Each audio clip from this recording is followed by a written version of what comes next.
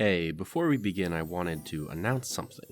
You can now support me on Patreon. Being a busy college student means that sometimes I need some extra support, so if you're a fan of mine who wants to give back, this is the best possible way to do so. From now on, patrons will be posted at the end of each video as my way of saying thanks.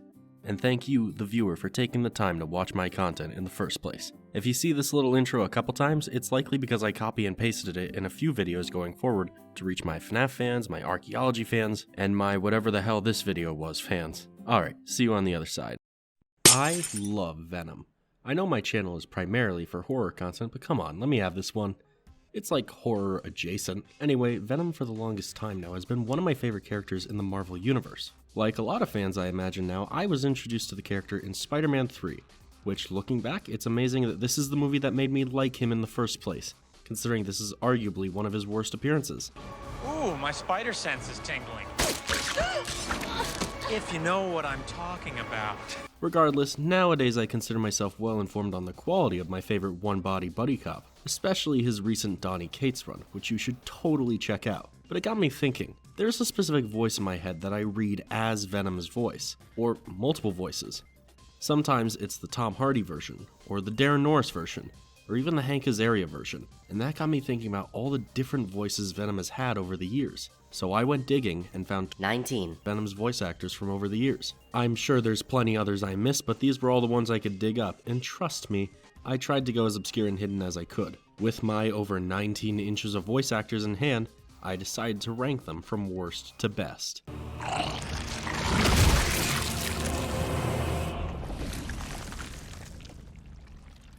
Eddie? What was that?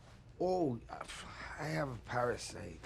Keep in mind, just because an actor ranks low here does not necessarily mean that they are a bad VA. It just means that I think they're a bad fit for the Venom character. Secondly, these are all just my opinions, so don't get sour if your favorite doesn't rank very highly here. Third, I'm not just ranking the voices, I'm also ranking the characterization. Most of these guys can do a pretty good roar as Venom, but it's what he says that also counts, and how he says it. I'm not ranking the voice actors per se, but I am ranking the voices in whole. With that in mind, let's get started with the one I'm not sure I should have even counted.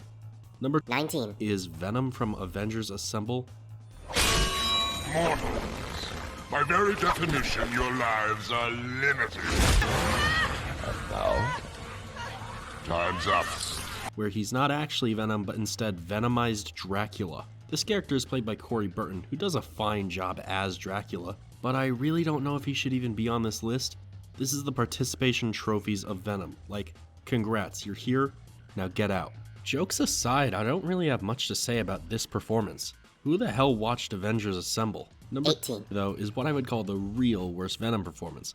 Mostly because it's not really a performance, so much as it is the actor forgetting they were technically playing another character. In the Guardians of the Galaxy show, Robbie Draymond is the voice of Peter Parker, Spider-Man, as he was in the 2017 show at the time. That's like a whole thing because the Guardians were first teased in the Ultimate Spider-Man show where he was voiced by Drake Bell, but now they're crossing over again in a reboot, which makes this version of the Guardians just kind of weird overall. Regardless, Venom is Peter here, which is just such weird writing. But he obtains the symbiote in order to fight Thanos, who has the Carnage symbiote and, by the way, is also the only host of Carnage in this entire cinematic universe. I swear, this is not a fanfiction I'm reading to you, this is the actual show. But basically, Venom talking like Spider-Man is just terrible, really. Alright, Suit. All you've done so far is run away. Time to be a hero and an outlaw! I mean, there's something of a voice filter over it, but it sounds more like he's standing far away in a little tunnel than he is being Venom. This is just off-putting. Draymond as Spider-Man, they're fine, even good, but as Venom, oh my god, hard pass.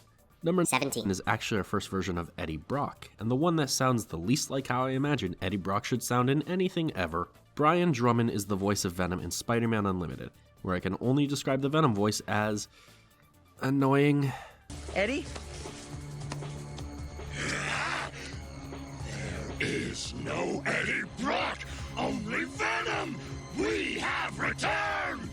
Like, don't get me wrong, it's still certainly a voice, but I just don't think it fits the character of Venom at all. I'd say it's better suited for Carnage, but he's in the show too with a completely different voice. Actually, they are kind of very similar. Number 16 pulls us into the far-off year of 2017, where Venom sounds like he has a terrible case of asthma. Eddie. Oh. Eddie is no more. Now there is only Venom! Same, dude. Same.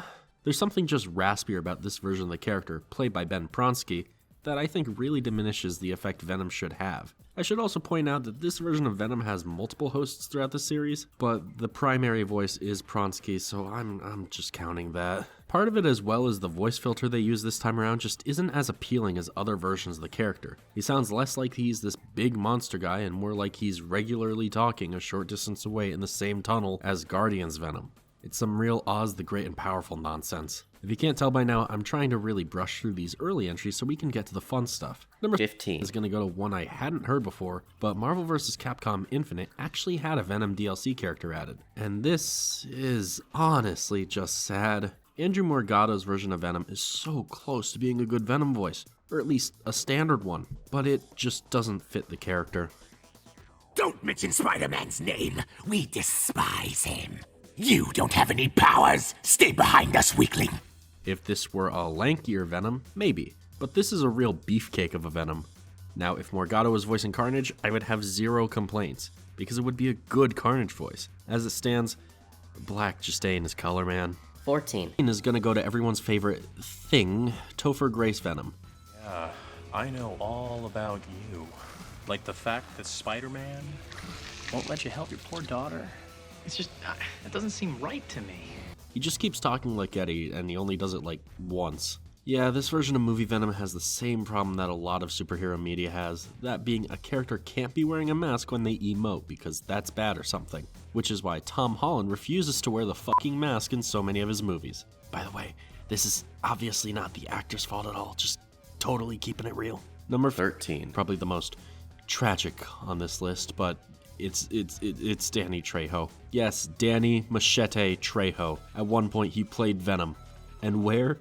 In Phineas and fucking Ferb. And the worst part, he's just okay. No. Was he bitten by a radioactive platypus? No, he was just a regular crime-fighting platypus. His Venom voice isn't necessarily bad, it's just unmemorable, which is ridiculous because we're talking about a casting that almost seems like some ancient prophecy finally fulfilled. I'm so sorry, Tortuga, but this just is not your role. Number 12 is a fairly interesting one on the list, mostly because I'm not sure how to rank it in relation to other Venom voices. This is Chopper Bennett's Venom from Marvel Ultimate Alliance 2. Notably, this game comes from a time when Eddie Brock was not the main comics version of Venom, and it was instead Matt Gargan, the villain who had previously been known as Scorpion. Since Gargan in the comics functions differently than Eddie does as a host, it does make sense that his Venom voice sounds a little different. Notably, the connection between Gargan and the symbiote was a lot less strong than Eddie's. So I guess it makes sense that more of his normal voice is bleeding into it.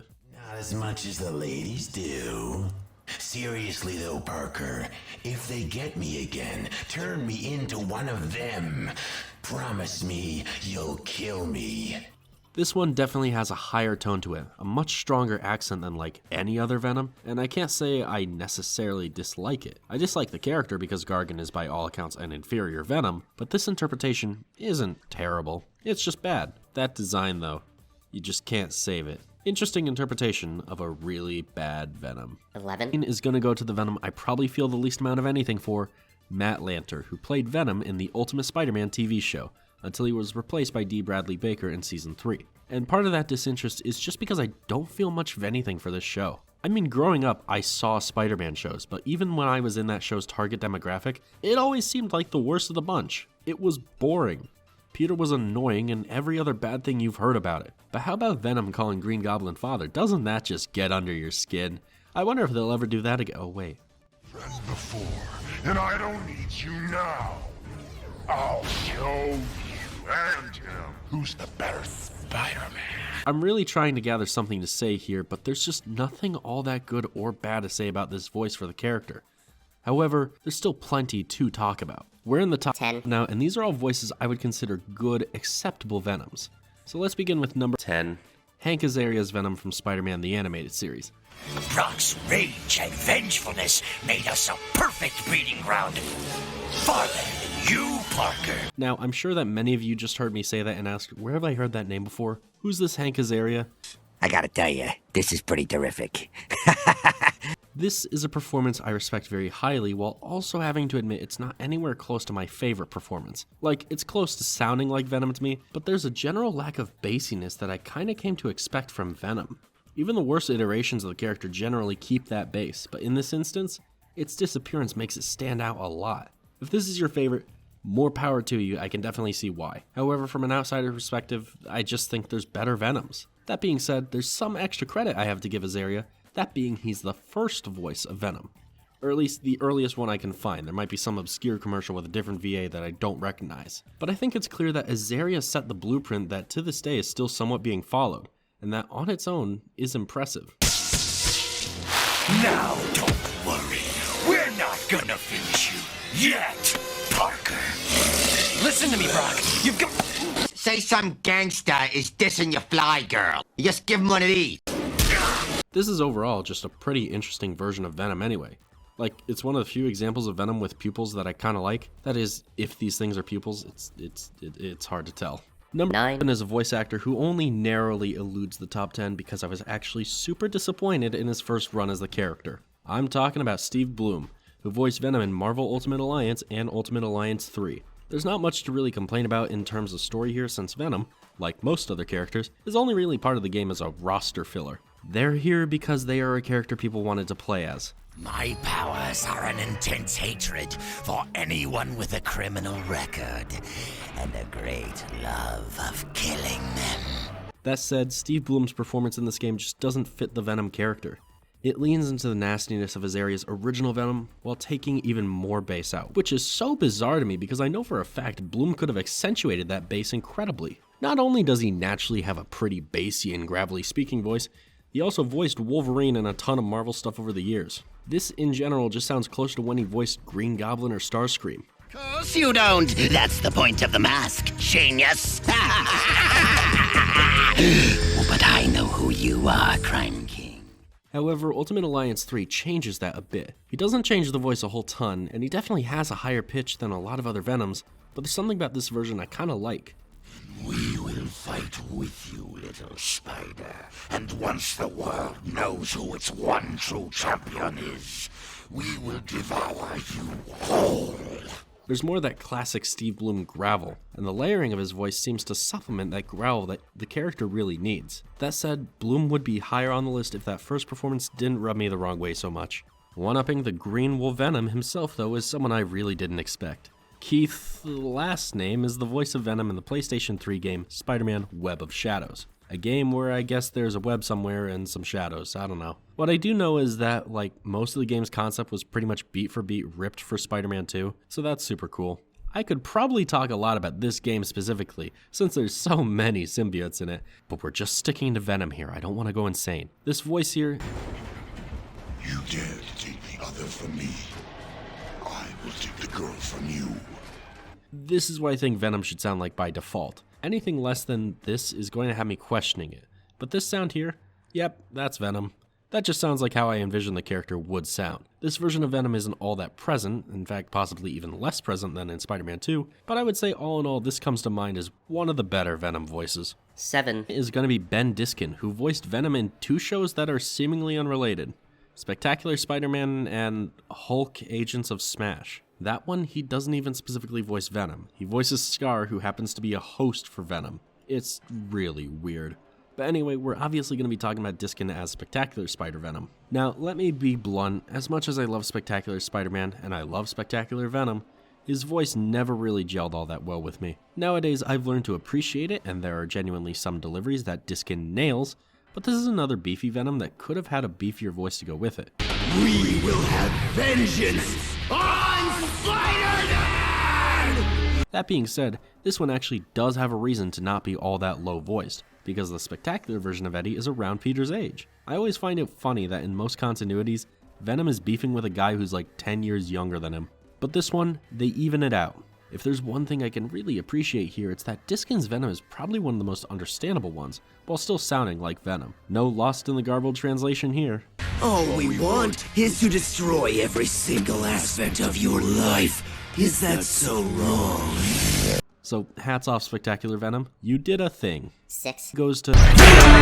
Tom Hardy's version of the Venom character is one of the most divisive among fans of the character, with the common ground being that although his portrayal of Venom is great, it's his portrayal of Eddie Brock that leaves a lot to be desired. And honestly, I kinda have to agree. Eddie in these films feels a lot more like he's just being dragged around, and it's the symbiote doing all the thinking, cracking jokes, or otherwise just being a better character. It's weird. Regardless, how about that voice? Tom Hardy's Venom is one of my favorites for many reasons. In the film, I honestly think the lip syncing is really impressive, which adds a lot to the character's expressiveness. Something a lot of cartoons and games do is either just have Venom's mouth flopping around like a screen door in a hurricane, or they just don't move their mouth at all and give it the Garfield effect. So that's something I like about this Venom specifically. Otherwise, I think the voice is honestly great. While a lot of versions of Venom simply go for an animalistic growl or a scheming cackle, usually one of the two, there's not hardly any in between, this is one of the few that feels like the voice has more to it. It's not just noise, there's a real character in it. See if you can catch it in this clip. Please. Yes, so you will be this armless, legless, faceless thing, won't you? Rolling down the street like a turd in the wind. Honestly, number 7 might even be downplaying it, but I scoot Tom Hardy's version here just because not all his line deliveries are that great. There's the infamous "We Are Venom" being a lot more lame in the final cut than in the initial trailer, but even some of his more aggravated moments just don't sound as good. This Venom is best when he's talking to Eddie or threatening someone, not as much when he's actively angry. 5 is going to be an oddball pick for sure, and one I doubt many of you saw coming, but it's going to be D. Bradley Baker. Now you might be asking, when did D. Bradley Baker of all actors voice Venom? Well, as far as I can tell, D. Bradley Baker has voiced 2 iterations of Venom, the first being from the Ultimate Spider-Man series, and the second being the Lego version of the character. Cheese, please. Cheese, huh? But I got the last one. But Spider has mask. How Spider eat? Now, why is this so high up? Because I honestly think Baker's version of Venom, one with a more high-pitched voice, is probably the best version of that concept. This might sound weird to some people, but this is what I imagine Topher Grace's Venom should have sounded like, but didn't. This version of Venom being the same size as Spider-Man and essentially just being this feral gremlin version of Venom, I gotta admit, the voice definitely fits. If this one sounded like Tom Hardy Venom, that would just be really weird. So I guess the formula so far is that Gremlin Venom should sound like a gremlin, Buff Venom should sound like an oil rig. Number 4 is going to go to probably the Venom voice actor I heard the most of growing up, Arthur Burgart. This actor specifically played the version of Venom from the video game Ultimate Spider-Man, which I should mention is peak unlike the show. His version of Venom takes on this much more ravenous, almost zombie-like speech pattern, with a lot of slow moaning and groaning, and not much actual dialogue save for a couple instances. Our fathers died to create me, and now you will too. It makes sense given this version of Venom is portrayed as much more of a monster, but I still thought it was a pretty cool decision and makes this performance a standout. This is like the definition of oil rig Venom. Thankfully, Burghardt does not voice this version of Eddie, who I feel I should mention may very well be the worst incarnation of Eddie Brock ever. You might not like Tom Hardy's Eddie, but you will absolutely hate Bendis' Eddie if you've read the Ultimate Comics. It's honestly so strange just how often this series slipped into Epstein mode. I guess Burghardt dodged a bullet playing the lesser of two evils. And we come now to our top 3. I'll be real, all 3 of these could be easy contenders for the number 1 spot. I think all of them are of pretty equal quality, and further, they all play pretty different versions of the character. So let's just lay them out. I'll give you the order I settled on, and we'll wrap this thing up. First up in the number 3 slot, we have Tony Todd's Venom from Spider-Man 2. Tony Todd is an absolute legend of acting, whether you know him as the titular Candyman, or the creepy mortician from Final Destinations, or as any of his other numerous roles. One thing that Tony Todd consistently excels at is his portrayal of dark and devious characters. So his voice is Venom. This is where we became best friends. Yeah, it is. And now it's where we become brothers. This kind of casting is usually only possible in a lengthy Twitter thread, but we actually got him. That being said, the Tony Todd Venom is sort of a double-edged sword. Not only does he not have a very good script to work with, he doesn't really say all that much as Venom. When he speaks, it's beautiful. It's the ultimate culmination of what Hank Azaria started, brought to a natural endpoint. This is probably many people's favorite Venom voice, and like hell am I gonna say that they're wrong. This voice is perfect. Even still, I worry about the future of Insomniac's Venom. Mostly, I worry that if the character does return in the rumored Venom spin-off game, will Tony Todd still be playing this character? I can only hope, but if this new Venom has a different host than Harry, I can totally see Sony deciding to give him a new voice as well. Now, I really hope that's not the case. They should definitely stick with the Candyman, but it is a fear of mine. Otherwise, there's not really much I can say about Tony Todd's version of Venom, except this. This voice is the one part of the character I really like. The rest, Number 2 is the famous TV marathon star Darren Norris's Venom.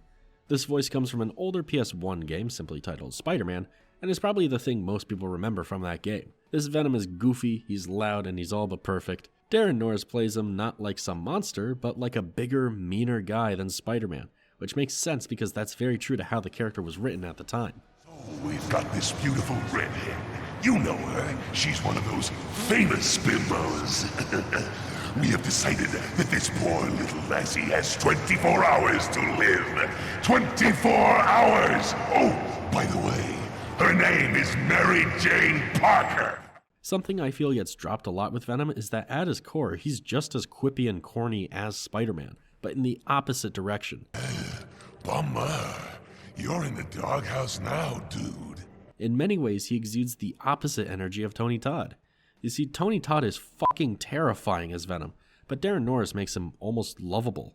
This is a classic bad for badness sake bad guy Venom, and it's one I love to absolute death. But my number 1 pick is one that may be unexpected. If you've been keeping track, I've gone through pretty much every classic Venom actor, from Hank Azaria to Ben Diskin, all the way up to Tony Todd. You may think you've heard the best Venom, but I think you'd be pleasantly surprised once you hear Bradley James's Venom from Midnight Suns. You're welcome. Cute couple.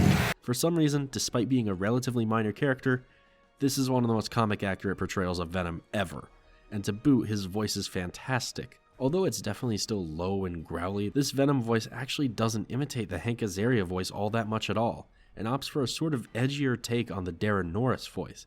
It's this sort of middle ground between the terror of the Tony Todd voice and the goofiness of Darren Norris. It's a great combo and brings everything I love about the character to life. There's really nothing I can add that shows how great he is as a Venom without just showing you. That's better. Now, let's get a few things straight. While perhaps one may choose to save the odd civilian. Contractually, in the fight to end the vampire scourge, the spirit of the intended agreement... Come again? I did not waste my time curing you so you could save superfluous human lives. Yeah, still boring. And the only reason I allowed this deal... Stop doing that! Acceptable outcome. You've earned some small measure of my respect. And I hope learned your lesson. The lesson is, we do not like being the target! This is why he's my new favorite. There's something about this Venom that just encapsulates what makes him so great in the first place. It's a good voice, a great one even, and definitely my preferred one going forward. So, is this the last time I talk about Venom? Probably not. I've only really covered one element of the character I enjoy, and I'd love to talk more about them later. For now though, yeah, this is pretty much it. I would do the same thing for Spidey voice actors if I actively wanted to die, which I don't. Just to reiterate, I don't want to do that. If you enjoyed this video, be sure to check out my last one, where I talk about Steamboat Willie entering the public domain. I'm Demuted, be sure to subscribe, and peace.